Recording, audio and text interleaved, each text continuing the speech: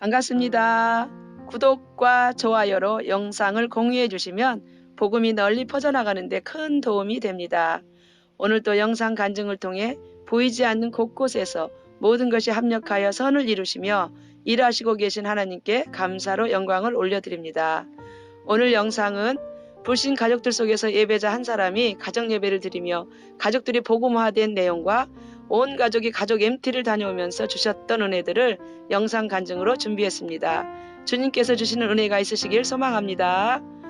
친정아버지께서 소천하시고 1년이 지나 집안에 자연스럽게 제사가 생기게 되었습니다. 아직은 큰딸인 나 혼자 예배자이고 나머지 가족 모두가 불신자들이라 어찌해야 할지 그동안 이 일을 위해 기도의 자리에서 주님께 기도했습니다.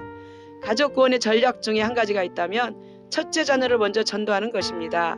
가문의 행사들이 그 가정을 중심으로 이루어지고 특별히 제사를 주관하는 자이기 때문입니다.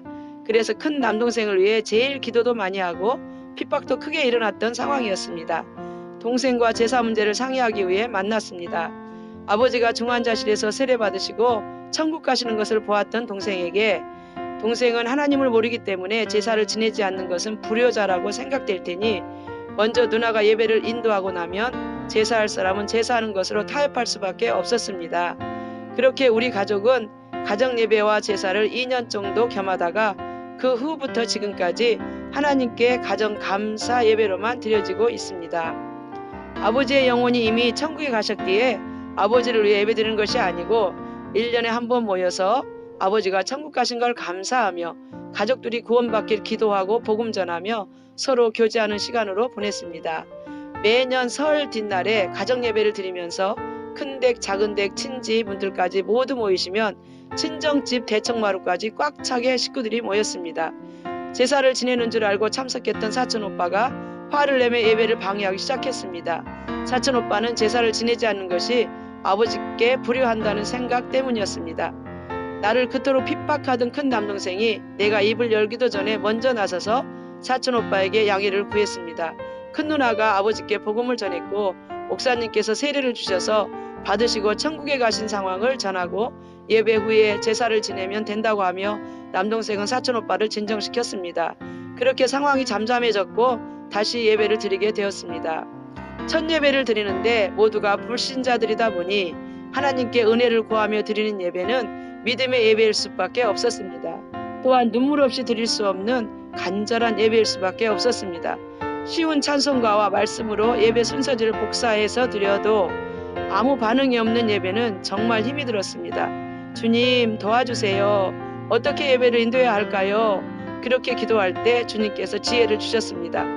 말씀은 믿음으로 선포만 하고 가정별로 축복 기도를 해주라는 감동이 마음에 왔습니다. 사촌들 가정까지 그렇게 간절히 기도를 하자 마음의 문들이 열려지는 것을 느낄 수 있었습니다.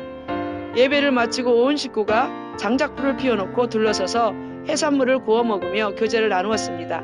그동안 핍박만 했던 큰 남동생의 입에서 누나에 대한 첫 반응을 보였습니다. 아까 예배 시간에 우리를 위해 기도한 것처럼 매일 기도해서 목소리가 그렇게 된 거야? 순간 마음이 울컥했습니다.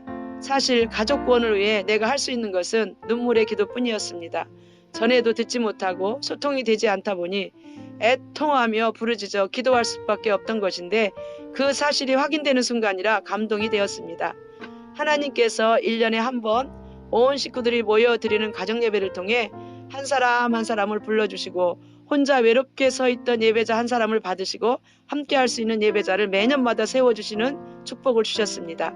가장 먼저 남편이 돌아오고 여동생 가족이 돌아오고 직업 군인이었던 막내 남동생 가정이 돌아오고 이제는 큰 남동생 가족과 조카들까지 차례차례 가정 예배를 드리며 가족들이 돌아오는 응답과 축복이 이어졌습니다.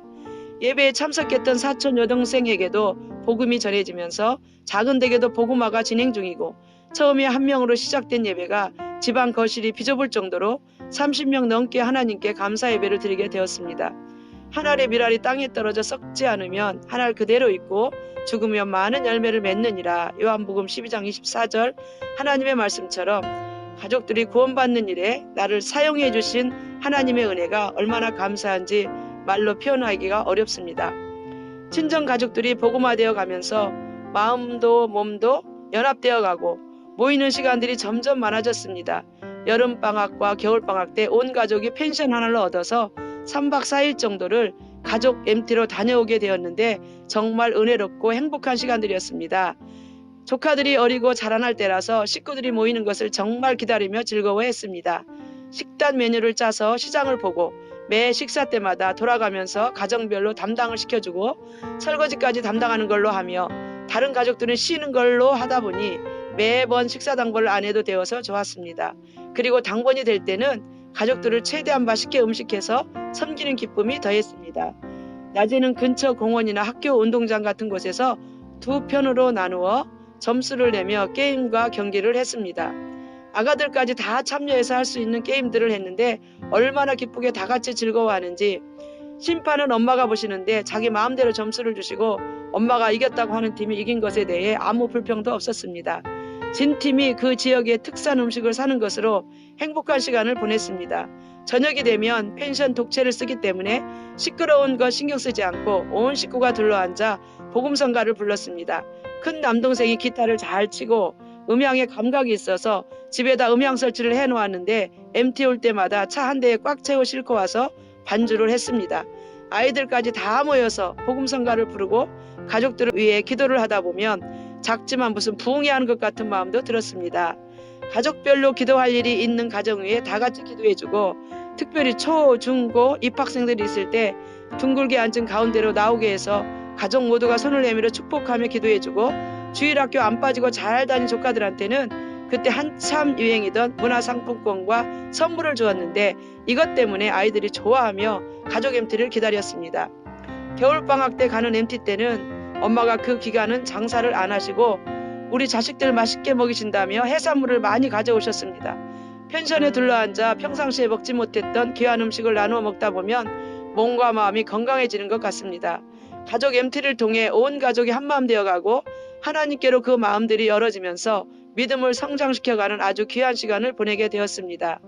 핍박이 일어날 땐 앞이 보이지 않았지만 결국은 하나님께서 온 가족이 가정예배와 MT까지 다녀오면서 풍성한 은혜와 기쁨을 나눌 수 있도록 축복해 주셨습니다. 불신 가족이었던 우리 가정을 이곳까지 인도해 주신 분은 하나님이십니다. 할렐루야! 이런 하나님의 은혜와 축복이 여러분의 가문에도 함께 하시길 기도드립니다. 가족 구원에 대한 영상을 6주에 걸쳐서 마치게 됩니다.